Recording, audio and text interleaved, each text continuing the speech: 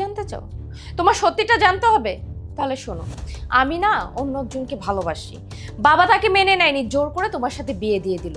জানি না বাবা তোমার মধ্যে কি দেখছে। বাবা বিয়েটা দিছে তার ইচ্ছায়, কিন্তু জীবনটা না আমার। তাই আমার যেভাবে ইচ্ছা আমি ঠিক সেভাবেই চলবো। আর তুমি না আমাকে টাচও করতে পারবে না আমার ইচ্ছার বিরুদ্ধে। আমি জানি যে তোমার ইচ্ছার বিরুদ্ধে আমি তোমাকে টাচ করতে পারবো না, কিন্তু এই ব্যাপারগুলো তোমাকে আমার আগেই বলা উচিত ছিল। যাই হোক, তুমি কি এখনো ওই ছেলেকে ভালোবাসো?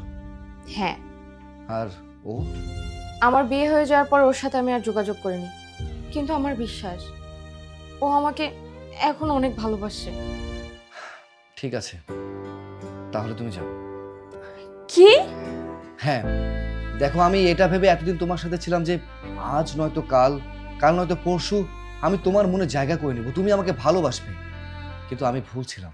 যেখানে তোমার মনে অলরেডি একজন জায়গা করে রেখেছে, সেখানে তো আমি আর জায়গা করে নিতে পারবো না। তাই আমি সিদ্ধান্ত নিয়েছি যে আমি তোমাকে তোমার মতো করে মুক্ত করে দেবো। তুমি যাও, আমি আজকেই উকিলের সাথে কথা বলে ডিভোর্স লেটারের ব্যবস্থা করে ফেলবো। Thank you so much.